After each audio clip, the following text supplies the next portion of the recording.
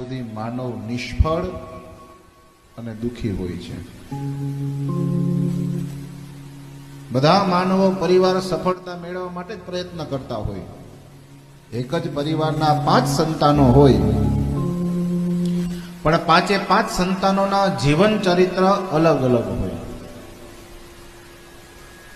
ઘણા ખરા સંતાનો સફળ હોય ને ઘણા સંતાનો નિષ્ફળ હોય. તો સફળ છે એનું પ્રમાણ શું? તો કે પુણ્યશાળી છે. એટલા માટે એની પાસે જે રહેલી વિદ્યા છે એ વિદ્યાથી એને સફળતા મળે છે. અને નિષ્ફળ છે એનું કારણ શું? તો કે પાપી માણસ છે.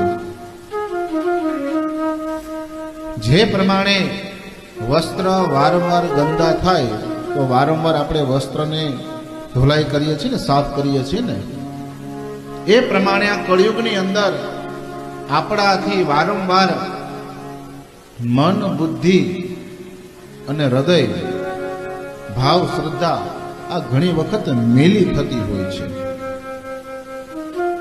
એ મેલાને દૂર કરવા માટે, એ અપવિત્રતાને દૂર કરવા માટે આ સત્કર્મ કરવું પડે છે. ઘણા માણસો આપણે સાંભળીએ કે મહારાજ બધી જ ખબર છે કે ભગવાનનું નામ લેવાય, ભગવાનનો યજ્ઞ કરાય, દાન અપાય, ઘણું બધું